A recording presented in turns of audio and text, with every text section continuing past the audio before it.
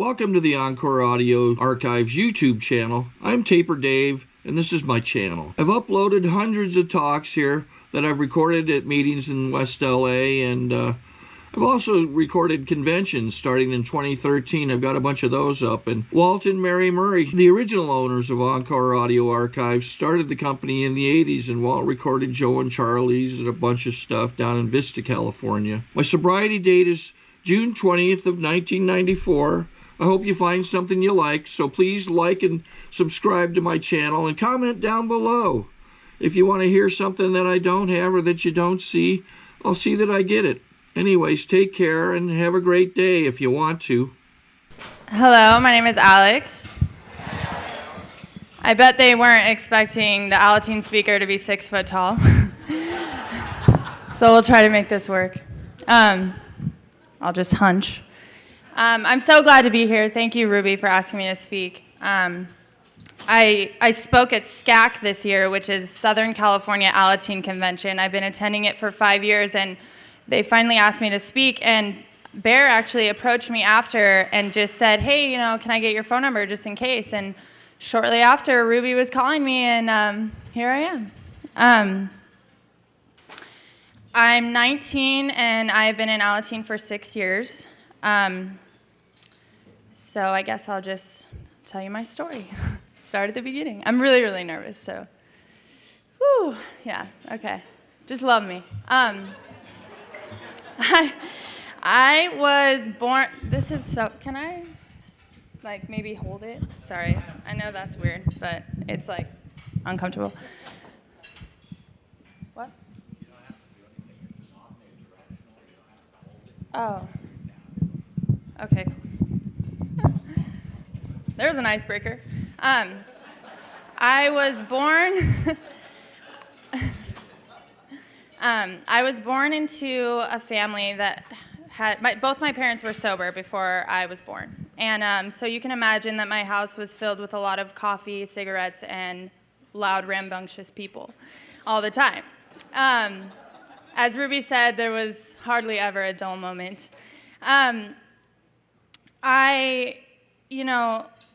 I had a father who, his alcoholism and his childhood made him a little bit on edge. He raged a lot. And just growing up, I remember walking on eggshells a lot. There were times where I was afraid of what I was going to say because I didn't know if I was going to set him off. I developed a lot of self-conscious issues behind that. Alcoholism truly is a family disease, as we all know, and I started to realize that my home was different than my friends' homes when I would go to their house and their father wasn't throwing things around their house and, breaking things and cussing. And when we would drive in their car, he wouldn't get angry and drive at 100 miles per hour, blowing stop signs and stoplights. And, I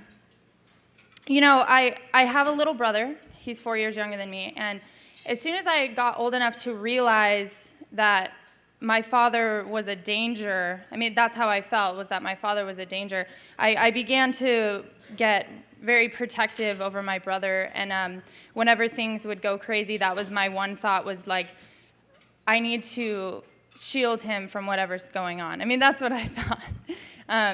I felt like I needed to be his savior, and I kind of let myself and my feelings, I stopped caring about them.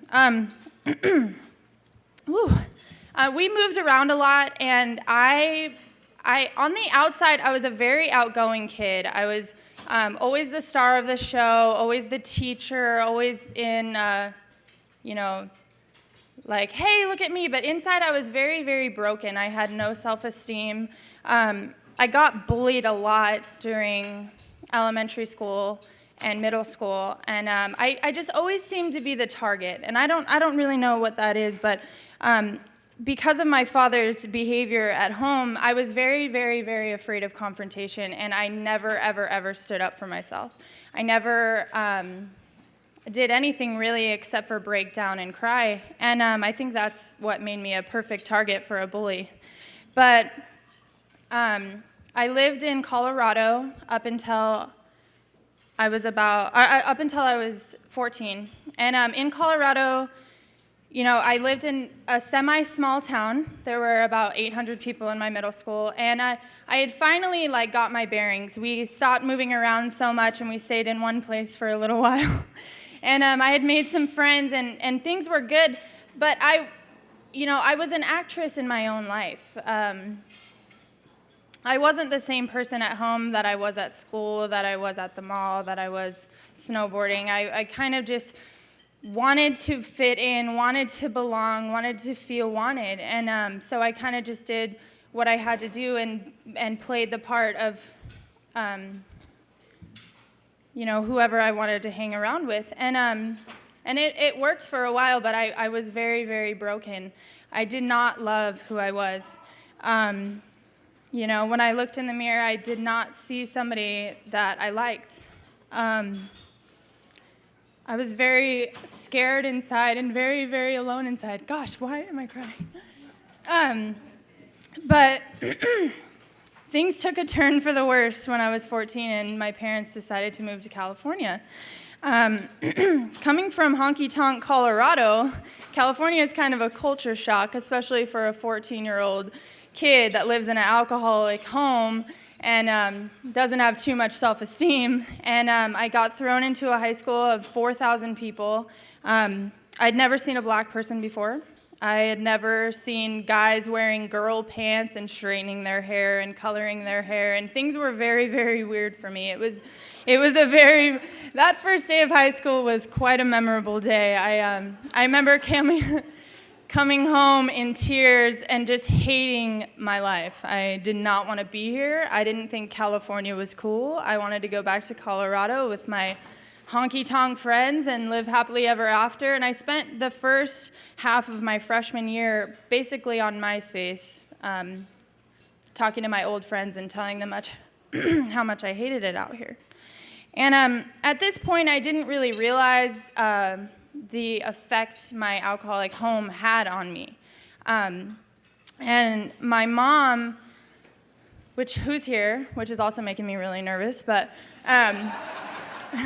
my mom was like, hey, there's this place, it's called Alateen, come check it out. And a lot of people talk about how they were forced into Alateen, and that really wasn't the way it was for me. I kind of was like, ooh, friends, yes, And I went there and I got all dolled up because that's how I felt beautiful, was when I did my hair and wore good, cool clothes and did my makeup, and that's the only time that I even felt a little bit of self-confidence. And I went to the Alateen room and I didn't really listen. I kind of just was scoping out the people and seeing who would maybe be my friend. And but I kept coming back because of that, because of the welcoming way that it was. And I thought, wow, I really can make some friends. And I went to a lot of meetings before I started listening. And I'm glad that I had no friends, because I wouldn't have stayed. It was an opportunity in my mind for me to make friends. And so I kept coming back, and I kept coming back and kept coming back, and then I finally, of course, started listening to what they were saying. And I realized how truly messed up my family life was. I realized the effect that my father's raging truly had on me, and I realized that I was a broken person inside. I did not, like I said before, I did not love myself whatsoever. I hated that I was tall. I hated that I was curvy. I hated my stupid Dumbo ears. I hated everything about myself. I hated that I was an actress. I didn't even know who I was. And that truly is one of the most beautiful, beautiful gifts that Alateen gave to me, is that today I can honestly tell you that when I look in the mirror, I like what I see. And I have things to offer other people. I wasn't even good enough to treat myself good. So there's no way that I was going to be able to let you take anything away from having a relationship with me.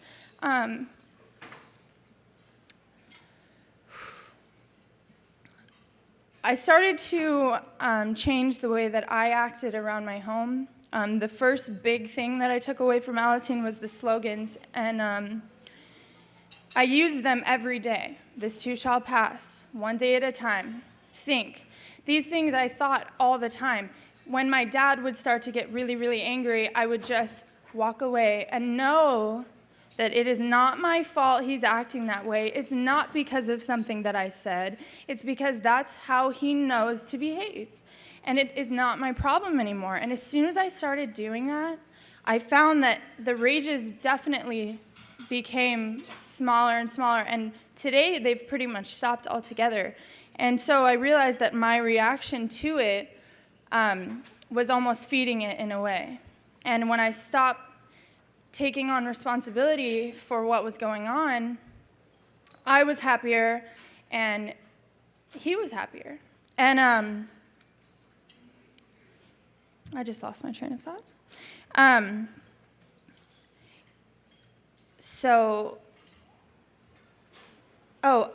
Okay. There it is.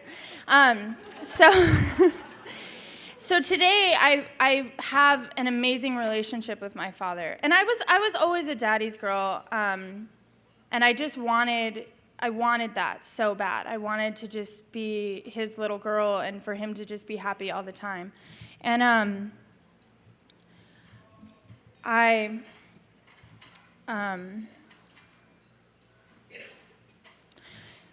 So I changed my behavior, and things definitely changed around my home. And I kept going back to Alateen, and I got a sponsor.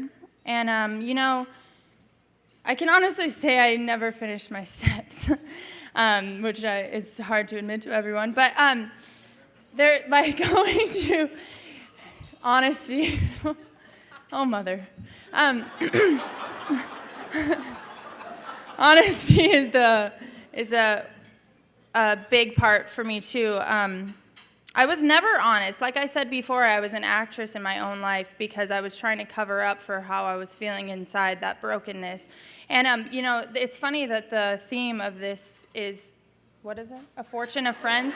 Well, I know the idea, but the theme itself, I don't know. But like Ruby said, I didn't know how to develop real friendships. I couldn't be a real friend to you. I had to play a part in my life because like I said before, I was walking on eggshells, and I didn't even like me. I didn't understand why you would want to be my friend. When I got bullied, I felt like I deserved it. And today, bullying is a big deal for me. In Alateen, I learned that if I don't stand up for others, then nobody would stand up for me. Why would I even deserve that? And I started to open my eyes to that I'm not the only victim in the school system of bullying. And I learned things like helping others in Alateen. I got out of my own head and reached my hand out, and after years and years of going to Alateen, having things to offer, knowing things that they don't, like that is the most beautiful feeling in the world, is when you see somebody else get it and come back and come back and come back. And, I see little girls come in and I just see that look on their face that I know I had, of just hating who I was and feeling like everything was my fault. And it's not. And that's like the biggest thing that I try to give to other people, is that beautiful gift of self-love and just protecting yourself and standing up for yourself. I never knew how to do that.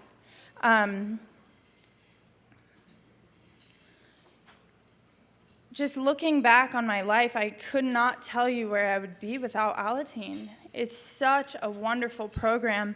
Another thing I wanted to talk about.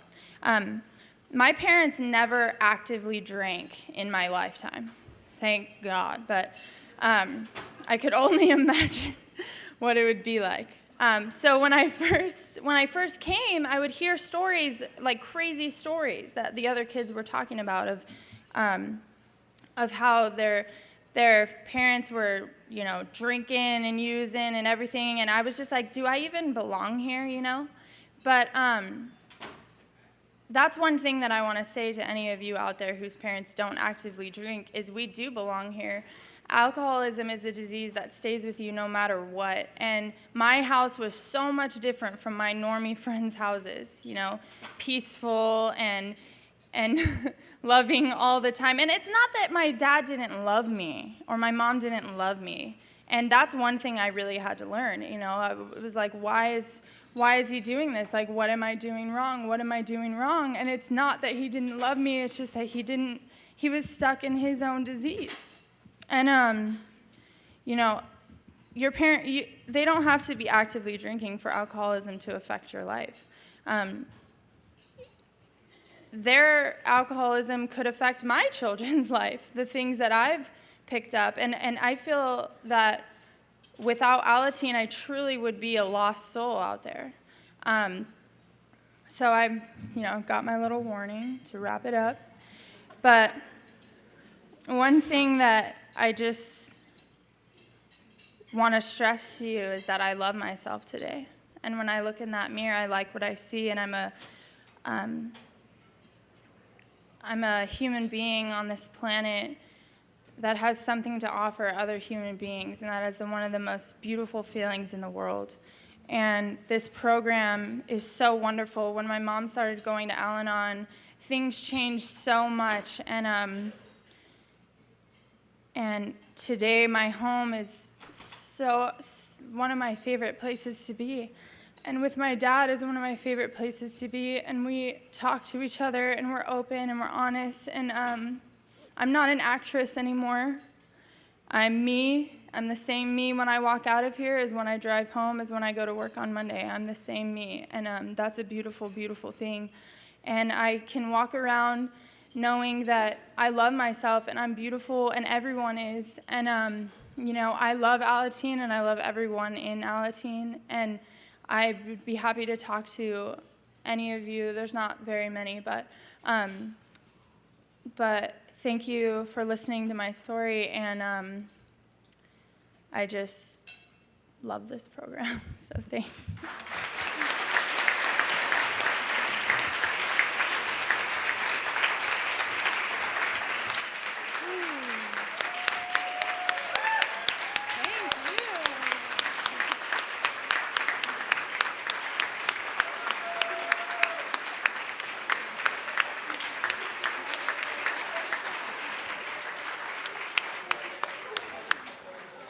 Sorry to interrupt your viewing. Taper Dave here. Just wanted to take a second to ask you to like and subscribe to my channel. Let me know if you like what you're listening. I've got some very good talks here, and this one's a great one. Just curious, do you think this is better than Zoom? Tell me what you think.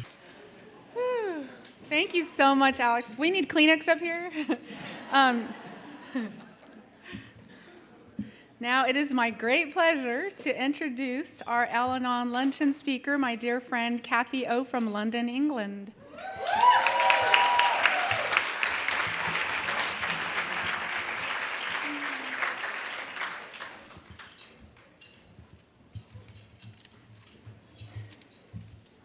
Hello, my name is Cathy, and I'm a very grateful member of Alanon. I still love it when you say my name. It reminds me that I'm here and that you know me. Now, I'm a short Alanon. So there you go.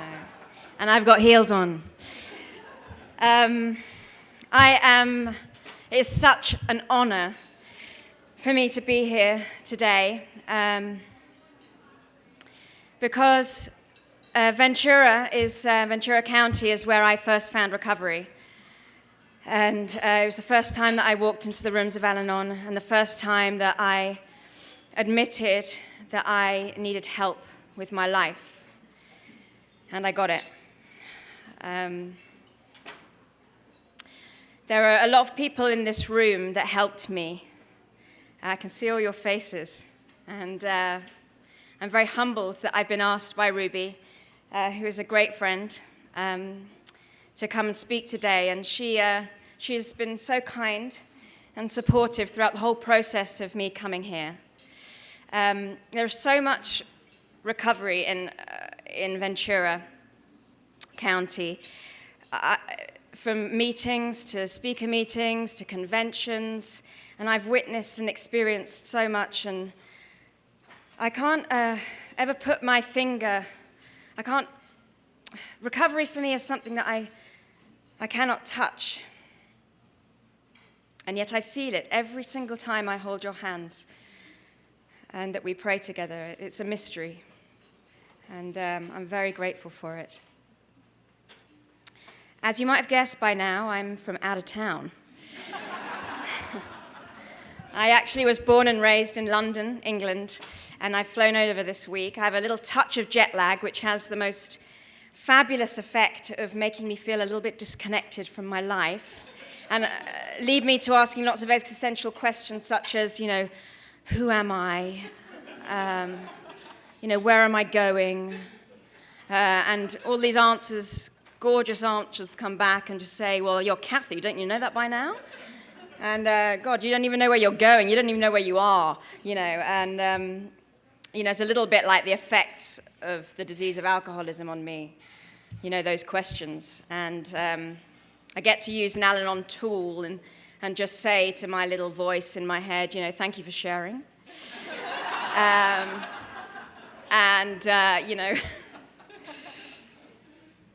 It'll be okay. I'm trying to be Cathy. I'm learning who Cathy is.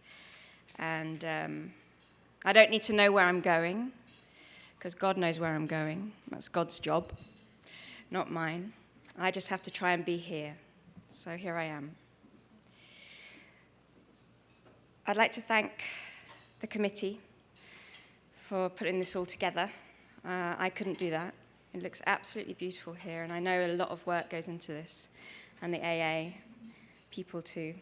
And I'd also like to thank my sponsor, my US sponsor. I have two, I'm very lucky, who's also the hostess, who picked me up from the airport. And we had a little meeting in the car, and felt very blessed to have her there with me. Okay, so a little bit about where I come from.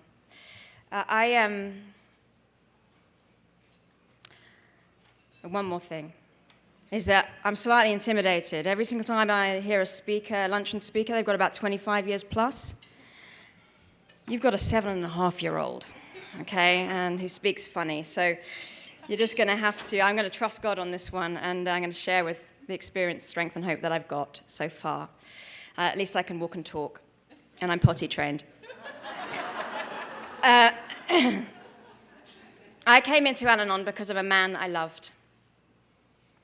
He was a beautiful, sensitive, funny, loving, kind, gorgeous man. And in my opinion, he happened to have the disease of alcoholism. I met him when I was in my late 20s. I came over to California for a trip, and I met him in Big Sur, in the Redwoods. But it was actually in the English pub in Big Sur that I met him. We ended up going to the beach that night, a group of us, and having a fire on the beach. And the ranger came and joined us and brought some sake. And I looked over the fire at this man, and we smiled at each other, and then we didn't stop smiling, and we stayed looking at each other. And I fell for him, hook, line, and sinker. He told me that night that he fell for me. It was all very quick. And he later told me that he was on acid that night. And that I was the only good thing on his trip. I chose to forget about that one because it didn't fit in quite with my romantic picture. Anyway, we began this long-distance relationship. which suited me great. And it went on for a very long time, for 4 years. I'd come over for a month at a time, and he had an Irish passport, so he could come and live with me for like a few months, and then I'd come back for a month at a time. And it was great, because it was very romantic. It was, we'd have this, the thing that I liked about it was that it was, have this really kind of dramatic goodbyes at the airport, and then this kind of terrible separation. And then I would just be able to imagine him when I was at home, and I could still, I would not lose myself entirely because he wasn't there. And so then I would look forward to seeing him again. We had these big reunions in the airport, and it was all very loving and exciting. And he was a surfer and a musician, and we would kind of go up the coast. And he was great, and then one thing I really learned from him is I talked a lot, and he didn't talk that much. He laughed with me, but he taught me about silence and about nature, and he showed me some really, really beautiful places in California, for which I'm always grateful for. And he always used to turn around to me and go, "Cathy," he goes, "you need to relax." And I used to turn around and say, "I don't need to relax. Don't you tell me to relax." Funny thing is, when I came into Alanon, you'd all say to me, you need to relax. And I'd go, "Oh, what a good idea," And I would tell him, I said, you need to trust people. You don't trust anyone. You don't trust people. People are good. People are nice. People are great. And then I came into Alanon, and I didn't trust anyone. I would tell him what I needed all the time. And anyway, about 4 years into our relationship, of this lovely long-distance relationship, my mother died. And she was the most wonderful mother in the world. And I was about 30, and it was the biggest fear of my life that she would die. And she did, and people do. And I suddenly couldn't rescue him anymore. I couldn't do the thing I did with him anymore. Not that he was asking. But I didn't know how to be with him. I just I had this grief, and I didn't know what to do with it. And I just couldn't kind of say it was okay anymore. And he came over, he had come over to live with me, and he was wonderful, but then he couldn't, he lived in London. I ended up, he couldn't get a job, and he wouldn't get a job. He was too frightened to get a job. And I was paying for everything, and I was paying for his drinking, and he was slowly he said to me, "I'm dying, I've got to go back." And he blamed it on the no sunshine and the rudeness of the English. And we were rude, but it was because he knew he was going under, and he didn't want to take me with him. So he came back to London, and I remember feeling that's the only time I needed anybody in my life. And he went, and I thought, I just ended the relationship. I couldn't do it anymore, and I didn't know why. I just ended it. And I went on an extraordinary journey with my spirituality when my mother died. My mother died in a beautiful way. She was at home, and I was with her, and I nursed her. And I had an extraordinary relationship with a God of my understanding during that 2 years, and I knew what life was about. I knew that life was about love. But I also had this terrible grief, and I also thought that she was a kind of angel, and I was not so good. I was not such a good person as her.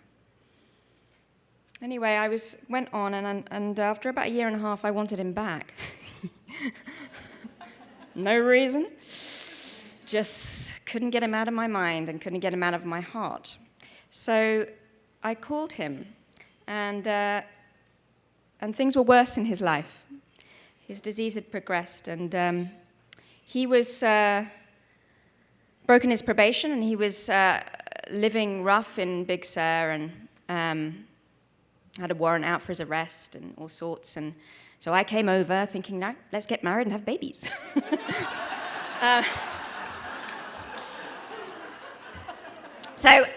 Anyway, that didn't work out. I came over and we got back together, and he had to go into recovery. I mean, he was forced into recovery, but he was having to go to 5 meetings a week. And he started to change, and he started to be everything that I always loved about him when I first met him. And he was, I just thought, woo, what is this that's happening to you? And I was like, I want some of that. And someone told me about this place called Alanon, never heard of it before, and said they'd take me to a meeting. So I went to my first meeting because I wanted a program like he had one. Slightly jealous. And I walked into a meeting in Camarillo, and there was lots of old ladies, I thought, sitting around. And I thought, nah, no. And so this woman said to me, well, look, there's another great one on a Thursday morning in Ventrua. Why don't you come to that? And I said, okay, I'll try one more. So I walked into this church, and I thought, I mean, to be honest, a lot of people talk about how they felt at home when they came, and they loved it, and all this stuff. I thought it was really depressing. I thought it was like these really, crappy slogans, and sorry, my sponsor always says don't swear. Is that a swear word? Anyway, I just thought, you all talked a lot about yourselves.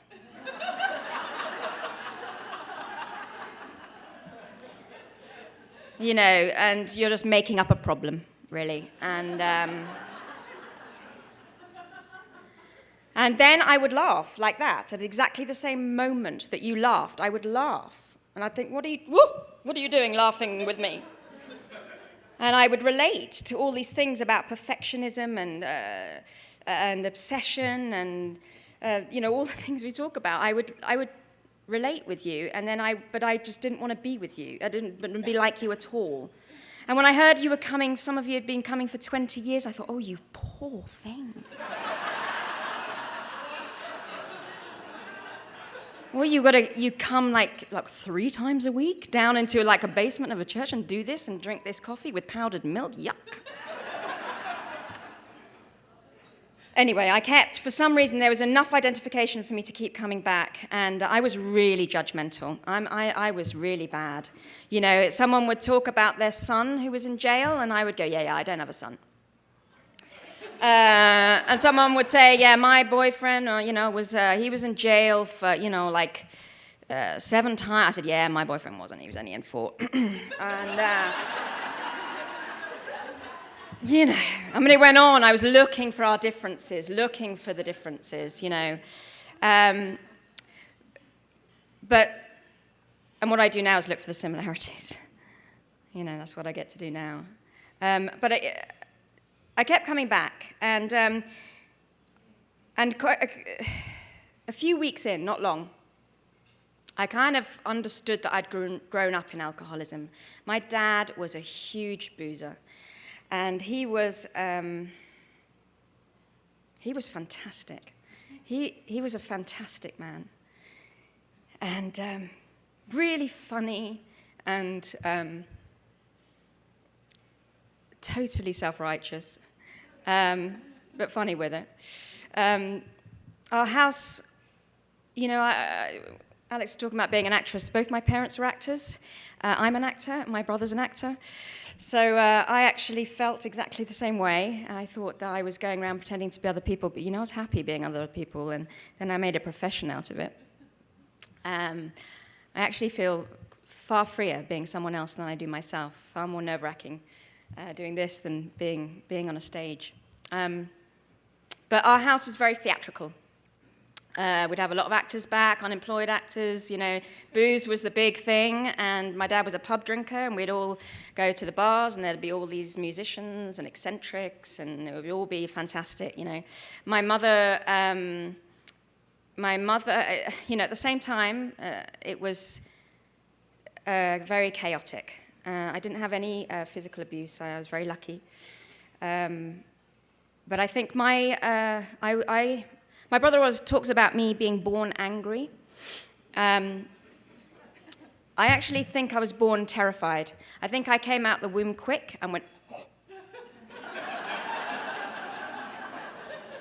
and just went, hang on a minute. Just hang on a minute.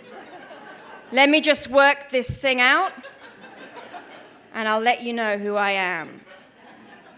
And I've been doing that all my life, just absolutely. I've got this mask of, I'll just give you some anger just to ward you off, just to keep you away while I work it out.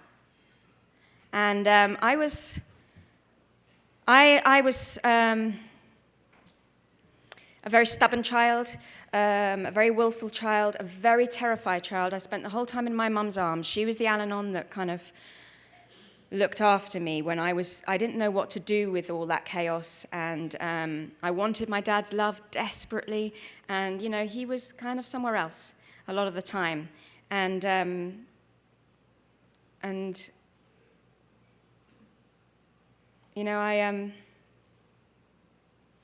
hard to go back to your story because sometimes you get stuck down there and you can never come out. I don't often go back there.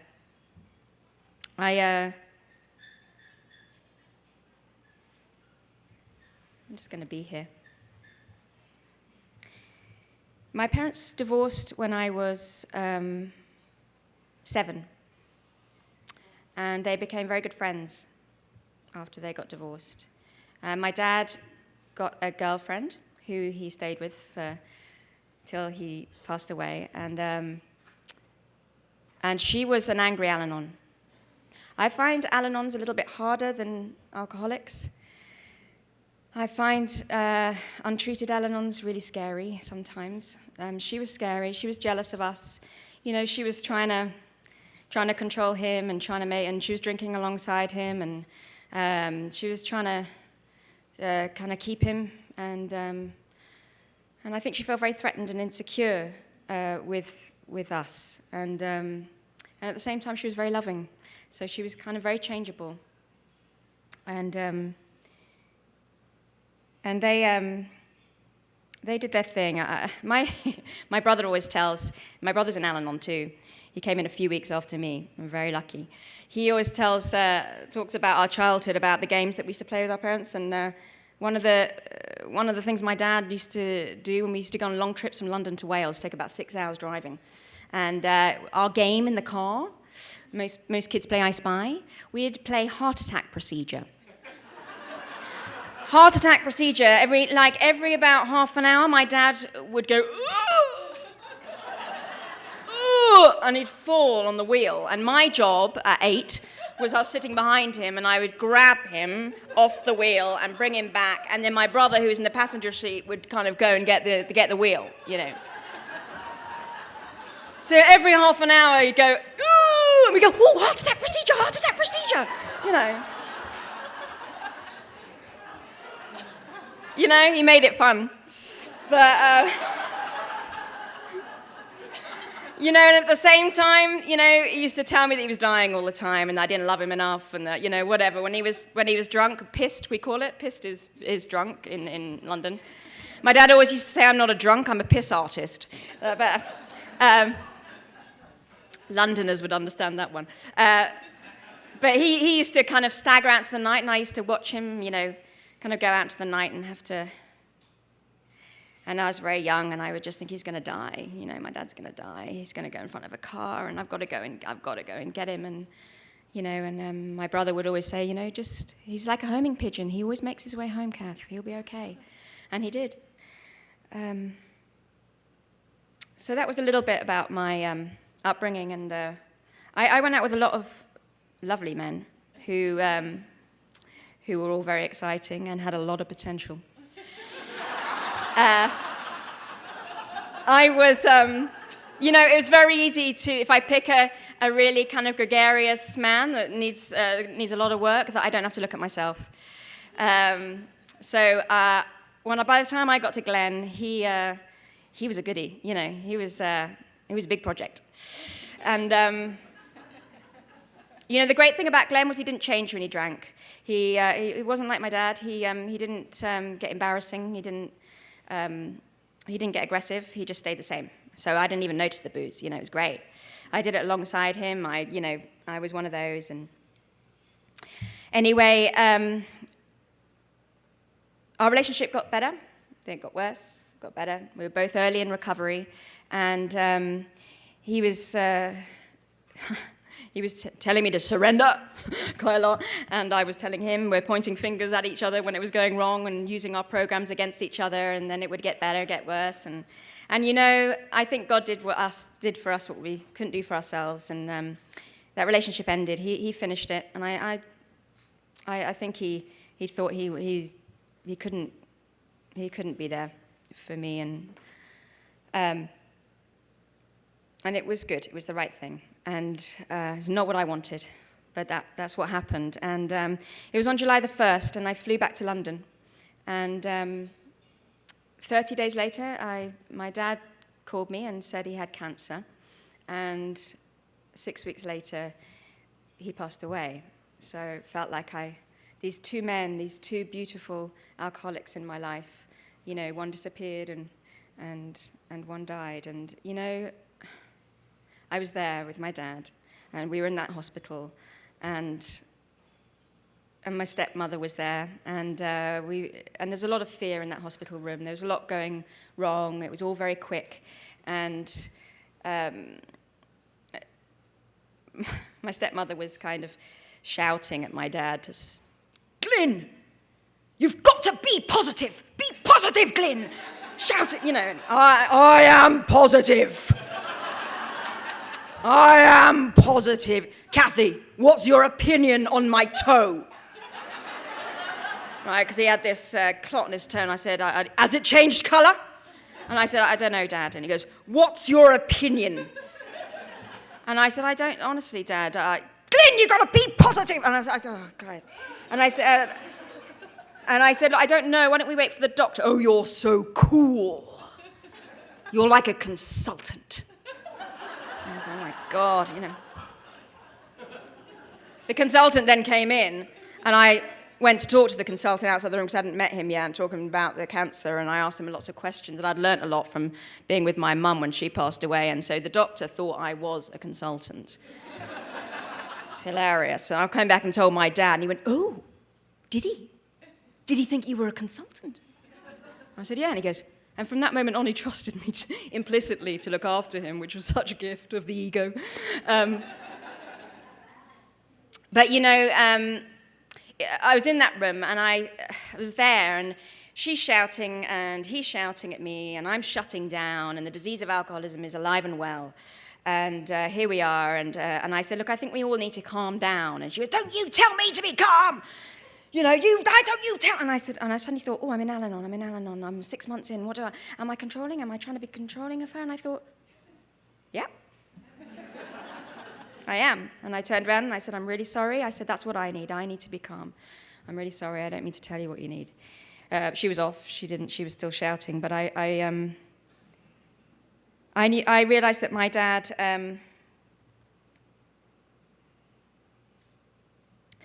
had a disease. And I'm so grateful that I knew that before he died. And I'm so grateful that, you know, that I got to know that he did the best he could. And the last night, it was one night, and my brother was there with the kids. I don't have any kids. And my stepmother was there, and she had loads of dogs. And my brother said, do you mind doing the night shift? And because I got the kids. And Carrie said, do you mind doing it because I got the dogs? And I went, this resentment. I thought, yeah, typical, you know what I mean? Typical. Cathy, you know, Cathy does everything. Cathy, who has no kids, Cathy, you know. I thought, yeah, okay, I'll do it, you know. And, you know, I got to spend the last night of my dad's life lying in a bed next to him and looking after him and giving me a kiss, you know, when he was in pain, and making sure he was comfortable. You know, what a gift is that I got that. And I remember going outside the hospital just for a little break, and I thought, you know, God, what does Alanon say? You know, is there something that I need before he goes? Is there something I need to ask or say? Or, you know, I said, God, I don't really know. And I just thought, maybe I just need to know if he's proud of me.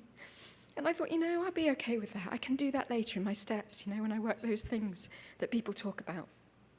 I'll be okay with that. And I went up, and we got him home, and to his home in Wales, his little cottage, and we got him there, and And I was sitting with him, and I don't know to this day where it came from. I know it came from God. But I sat down and I was holding his hand, and out of my mouth came, he was unconscious, you know. Out of my mouth came, I said, Dad, I said, I'm so proud of you. You're doing this so well. And he opened his eyes and he looked at me and he said, am I? And I said, yeah. And he squeezed my hand. And then he passed away 10 minutes later. And that's how this program works for me. I give what I want to receive. I came back to California. After a little while, I did the funeral, and I wanted to come back here. I went to Alanon in London, but I was very judgmental there still. You know, I had to come 6,000 miles away to get honest and trust people, firstly. And I arranged for a visa, and I said, I'm coming back, and I'm going to come back for 6 months. I've got this little house on the sand in Oxnard, and God's delivered me somewhere beautiful, and I'm going to work these steps, and I'm ready, and I'm willing to do whatever you old ladies, you young ladies, whatever you tell me, I'm going to do it. I hadn't got a sponsor, even though I've been going to lots of meetings. I said, I've just got to get any old sponsor, anybody who's done the 12 steps. And I went to a meeting, and I'd already spoken to some guy, and I said, and he goes, what do you want in a sponsor? And I said, I just want someone spiritual. And he goes, I don't know about that, but have you spoken to this lady, Judy? And I said, no, I've never met Judy.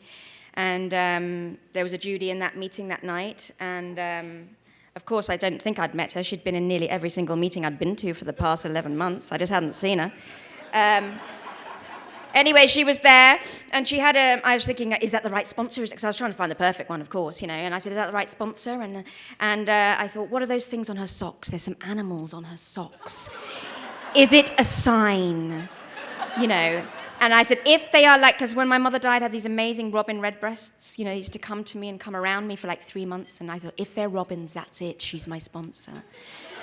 I've never met this lady before. I go up to her and I go, hi. And she goes, hi.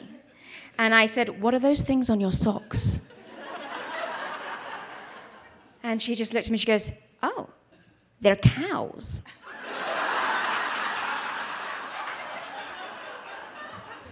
And I went, oh. You know, and I just laughed and I said, Cathy, ask the lady. For Christ's sake. So I just went out and I said, will you be my sponsor? Do you sponsor people? Will you be my sponsor? And she goes, oh. She goes, why don't you call me? So I called her for every day for 30 days. She goes, have you got a service commitment? I said, no. She goes, get one. And I said, or two. And I said, what kind? And she goes, any one, the first one that comes along. I said, okay. So my first commitment was the secretary at Santa Paula meeting on a 9:30 morning. It was a 4th step meeting, and it was a nightmare because I had to open up, and I have a little defective character of being late, and it had an alarm system, and it was, you know, early, and it was in Santa Paula. I've never been there. I got my little car, and I'm driving. Anyway, I did it, and I loved it, and I felt proud of myself. You know, I never wanted to do service. I thought that was for the old ladies that liked having tea and wanted to come here forever. And the reason I didn't want to do service, I realize now that I do service, is because I thought I couldn't do service.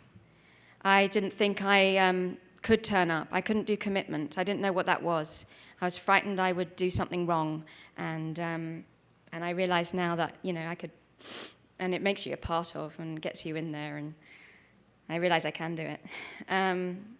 However, I was the coffee girl on a Wednesday night at the same time, and after 3 weeks, I dropped the coffee pot. There is a man in Alanon who was at that Wednesday night meeting who thinks that was so funny that he thought he would remind me of it for a year.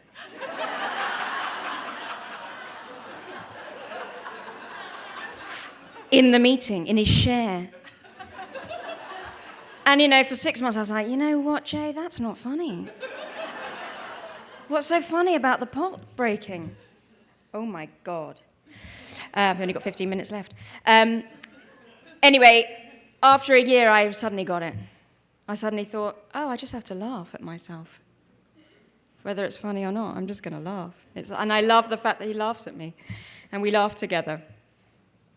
Anyway, so I went to within the week of getting these 2 service commitments, I went to an Alanon women's Big Book meeting, where they meet once a month and they share from the Big Book of Alcoholics Anonymous from an Alanon perspective. And it was a tag meeting, and the chapter was desperation drinking, and I totally identified with the madness and the insanity just without the alcohol. I was insane. And when I was tagged, I completely lost it, and I was all these tears just came out. I was choking, and this surrender came.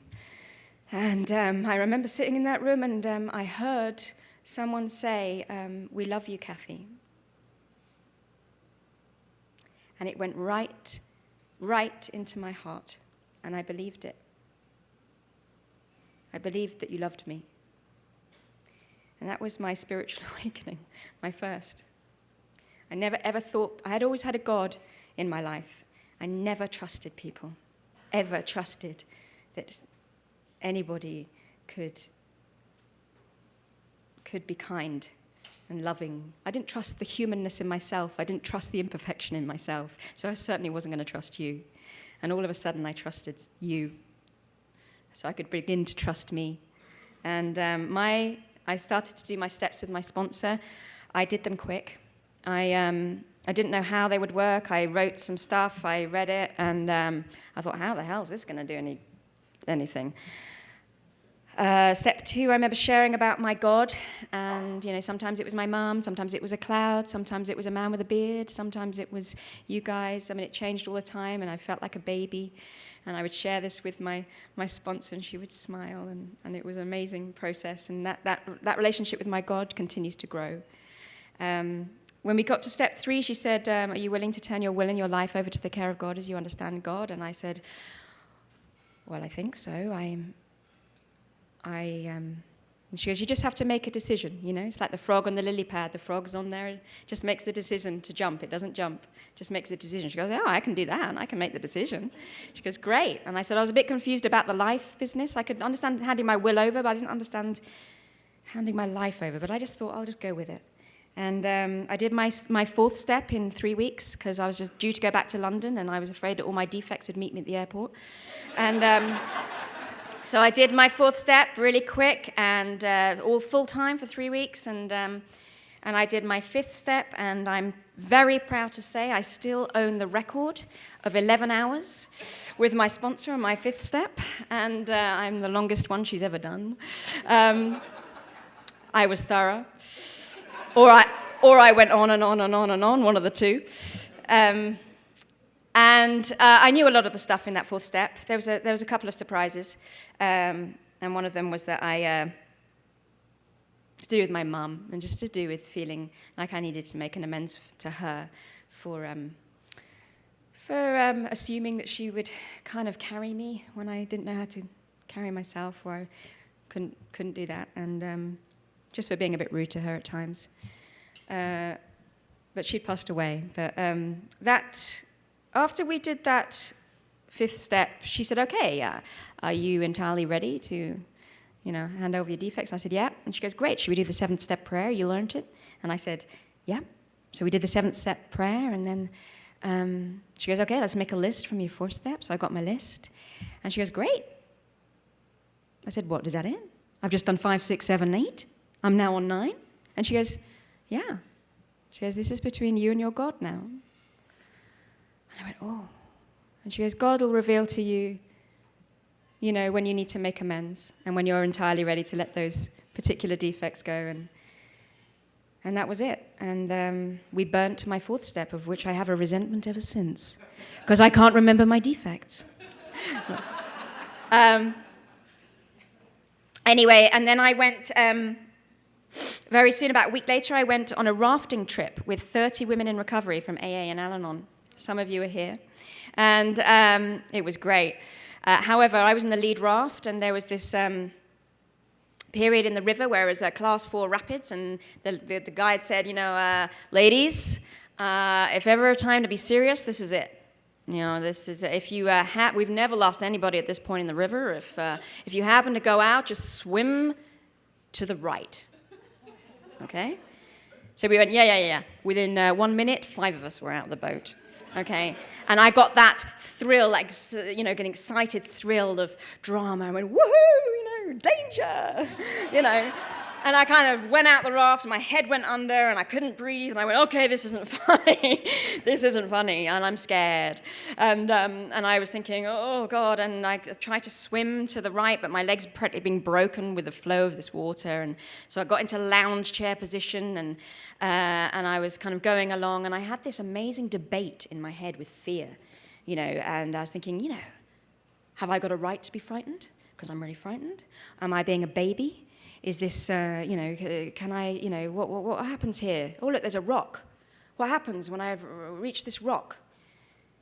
Do I break my legs? Do I go around the rock? Do I, you know, what? You know, I'm scared. No, you're a baby. You're an idiot. You're, you know, this voice of this, you know, who do you think, you know, you're just a crap, you know, whatever it was. It was just going on and on and on. And then I went round this rock, and I went under this rock, and I went into what they call a water hole, which apparently you can stay in there for a minute, for 3 weeks, a year, you know, as long as, you know, like when it decides to pop you out, you know. And so I got into a little ball, as they told you to do, and I was in this little water hole, and it was freezing. And all I remember that it was just really dark and really cold, and I was really still, and all my fear went. And I just talked to God, and I said, please, will you help me? Please, will you help me? And he just popped me out, and I saw everybody swimming to the right, and I looked at the right, and I had the guide's voice in my head, you know, go to the right, and I thought, no, I'm not going to make it to the right. I looked to the left, and I thought, yeah, I'm going to go to the left. And I just kind of swam serenely to the left, to the last little eddy. And I was safe. And it turns out that about 5 yards ahead, if I hadn't gone into that, it would have been a waterfall to my death. And, you know, what that was my life. That was my third step. That was my will in my life. And it wasn't like God was saying I could kill you. It wasn't anything like that. It just I felt this connection with God, and I felt grateful for my life. And I had the choice of how to look at my life. I could either say, I could have died, it could have been awful, it could have been terrible, or I could say, wow, I'm alive. How beautiful, and what a gift, and thank you. And same choice, Alanon gives me choices. And so I was very grateful to those women. They were fantastic when they rescued me. Okay, so I wrote an amends to my boyfriend, Glenn, or my ex-boyfriend, and I started writing an amends letter, and and it was hard to write. And then I hadn't seen him for 18 months. I didn't know where he was, whether he was in Big Sur, wherever he was, Agora Hills, you know, I don't know, he was all over the place. And I couldn't write it, so then I started to think, well, I actually just think I want to know where he is. I don't really want to make an amends. I didn't trust the fact that I wanted to make an amends. I just wanted to know if he's all right, and maybe we'll get back together, or, you know. And then I started to feel really awful about that, and started to think, you know, well, do I, you know? Am I that? You know, I grew up thinking I was a little bit evil and a little bit awful. And I thought, maybe I do just, that's really awful that I maybe think that. And I didn't know whether I did or not. And I started to pray. And my sponsor said pray, and I prayed, and I shared about it at meetings. And I said, you know, I don't even know if he's alive, actually. He had a dangerous life. And I'm not even sure his parents would let me know. So I wanted to know, I thought, God, if you think I need to know that he's alive, let me know. And I kept praying about it, and I said, you know, and I would be quiet, you know, I just thought, I really didn't trust myself at all, actually. I didn't know my motive. And then I saw a car that was very similar to his, which was quite an unusual car, and I said, yeah, God, you're going to have to make it a bit more obvious than that. I need a bit more help. And not really thinking anything was going to happen. And anyway, I pulled into a gas station. I didn't need any gas, about 6 miles from where I lived. And I got out of my car, and there he was, one hand on the gas pump and one hand on the back of my car.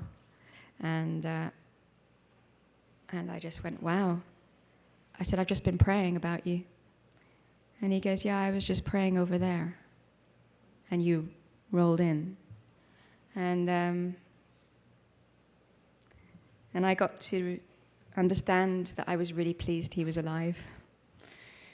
I was really grateful that he was alive and okay.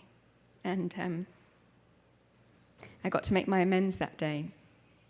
And I was really unprepared. And I said, I got to make my amends. And he said, you don't have to do that. And I said, no, I do. And I said, I tried to change you for 7 years. And you were perfectly fine just the way you were. And I'm really sorry. And he said, yeah, I guess only my higher power can change me. And in my head, I was saying, yeah, but you got to do the footwork. And out of my mouth came, yeah. You know, that's recovery for me. I had so many amends. My dad's girlfriend, who I called my dad's girlfriend, even though she was with him for 25 years, I call her my stepmother now, because I didn't want her to be around. She is my living amends. I don't talk to her about my dad's drinking. She lives in the middle of nowhere. She's isolated. She's where ended up, where alcoholism took them. And she misses him terribly. He was everything to her. She has no children, and she misses him. And I get to phone her up, and I get to tell her that I love her. And the first time I phoned her up, I felt like I was puking. I said, I love you. And I thought, this can't be right. And then the next time I said it, it came out a bit easier, and then I said it again, and I said it again, and then I realized I did love her. And I realized that I'd always loved her. I was just frightened to tell her. And so I have a really lovely relationship with her today. So many miracles have happened to me since I've been here. And my program, I've had really amazing ones. People turn up in the middle of nowhere. People, I'm as well as being an actor, I work with young people. I work with young people at risk, and I teach them drama.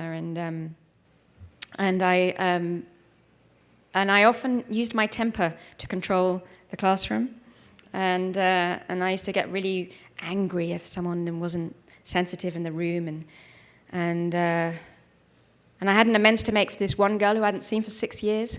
Didn't know where she was anymore, where she ended up. I just remember this anger I had towards her. I'm not sure how it came out, but I had it. It was like that rage. And anyway, when I was ready, entirely ready, I had a whole group I was teaching, facilitating, and they were really hardcore, and they were difficult, and they brought me to my knees. And suddenly I realized that all my tactics, all my way of controlling, all that anger was not going to work. And I let go, and I said, I've got to stop doing this, and I've got to find a different way of communicating if things get difficult. And so I was willing. And then this random girl in the middle of Trafalgar Square in London with 1,000 people, there was some event there, and I feel this little tap on my shoulder, and there she is. And I say, wow, God. And I said, I need to apologize to you. I was really, really angry, and that anger had nothing to do with you. It's all to do with me. And I'm really sorry. And she said, no, God, everyone else is more angry than you with me, and da-da. I said, I don't care about them. I said, that anger had nothing to do with you. Today, I sponsor women in London. I have one rogue sponsee that's left over here that refuses to get another sponsor, who I love, who had longer recovery than me. And I was very intimidated when she asked me. She's been longer than me. And all I got to share with her is that I think she needs to share more her recovery, because it's wonderful. And I'm still badgering her. And I sponsor women in London, and that's how I give back. I find sponsorship hard. I need to shut my mouth a lot and listen, and it really makes me work my program. And I'm really grateful for those girls, and it is just such an amazing thing to watch people transform, and when they get it and they do it, and it's such an honor such an honor. And I give back in that way. And I do service, and I love doing service. I have a relationship today that I've been in for 4 years. I spent 3 years on my own, and then I met someone. He's not an alcoholic. If anything, he may belong in these rooms. He's a caretaker. He looks after people. But he's kind, and we both have a commitment to honesty, and in a relationship, and we have a commitment to no drama, and we have a commitment to not losing ourselves in that relationship. And I cannot believe how I am. How I am. I am capable of having a healthy relationship, and I'm so proud of that. And I'm lucky because it's him, but I also feel proud that I'm not doing the same thing I used to do. I'm not telling him who he should be. There is a dilemma that I have in that it's taken me this long to find a healthy relationship, to be healthy in a relationship. It's taken me this long to think that I deserve to be a mother. And I'm 42, and this guy has 2 kids. And he wasn't sure, but he doesn't want them. He doesn't want any more children. And one more time, I have this little voice in my head that if he loves me, he would do that. He would change for me. And what's amazing, really amazing, is that I can still love him and accept him as he is, and still desire that in myself, and I still have choices. I don't know what to do. I need to talk to God a lot. But I can put myself in his shoes. And there are no arguments, when we're together. And it's a miracle. It's a miracle. And, only God knows my future. And I'm going to trust God. And I just had to face, well, who am I if I am not a mother? What kind of woman am I going to be okay if I'm not that? And I will be okay. And I will be okay if I am. Very grateful. I'd like to, so much to say, isn't there? Once you get going. I'd like to end on, I've been blessed to have helped 2 people, at least, 2 people that my parents die, and I have been there when they've died. And it's an incredible privilege to be able to do that. And I saw something, I've seen something twice that I want to share with you that is that when my mother died, about 10 hours later, she died at home, my brother came up to me and he said, "Cathy, you've got to come upstairs. And you've got to come upstairs and see this." And I came upstairs, my mum had been unconscious for a few days, and there she was, all of a sudden, smiling. Her face was at peace. It was the most beautiful thing I'd ever seen in my whole life. And I thought it had something to do with my mother's personality, her spirit, for 5 years, until I saw my dad die. Now, my dad was much more he was unrecovered. He had lots of guilt, he had lots of remorse, he had lots of anger. Same thing. I went into his bedroom afterwards, and his face was like, the only way I can describe it was that it was an out-breath, and the soul was free from the body, from this mortal coil that we live in. And I think if ever I'm in doubt that there's something else, there we go. I've got both these faces to know. And I feel that, life is sometimes hard, and it's hard. Alcoholism is hard. And life happens, and but there's a freedom that Alanon gives me within my life. It gives me that freedom now. How lucky are we to have that freedom of spirit now? And I'm very thankful to a lot of the women in this room. I honor you. I thank you for hugging me, for loving me until I learned to love myself. I'm thankful to all the alcoholics and the beautiful people that are here loving each other one day at a time. Thank you for letting me share. I think we got a great talk going on here. Thanks for watching the channel. Taper Dave here. Just curious, do you think this is better than Zoom? Okay, this is how I prepare my drone for launching. I like to do it inside the cab of my truck so I'm not standing outside in the weather. To install the joysticks for control, up and down, right and left, powered on. I have an Android phone that I use to connect it to the drone with. And it's actually controlled through the iPhone, through an app. Oops, wrong way. It's actually controlled through the iPhone, or through this Android phone, through the app. It's actually controlled through the Android phone, through an app, and you connect it through this short connection right here.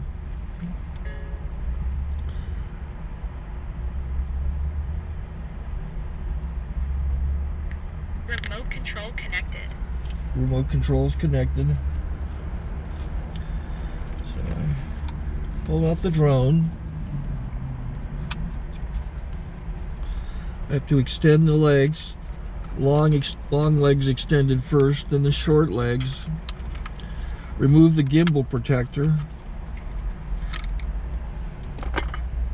Set that aside, then power it on one short burst, then one long burst. I lay it down. So I have to go to calibrate. So the drone's not connected yet. Shows you here as this drone gets disconnected, even though the remote's powered on. So the drone has to establish it's connected. So I go into the app to calibration mode. First I'll calibrate the remote controller. Start calibration. Out, in, oop, out, in, up, down, and then this little wheel is to control the gimbal. So it's calibrated. Go to gimbal calibration, start calibration, and then it calibrates the gimbal. I don't know if that shows up. The gimbal's moving all over the place. Changes, you can see it on the video. And I'm calibrated to take off. It's acquired 7 satellites at the moment. There are 26 satellites up in the sky, which it has to acquire before you can take off. So it's connected. It's got enough satellites. This is white. I can go to press this little arrow button, swipe right to take off, and it would start the motors if I slid this to the right. But I'll wait till I get outside. Don't want to do it inside.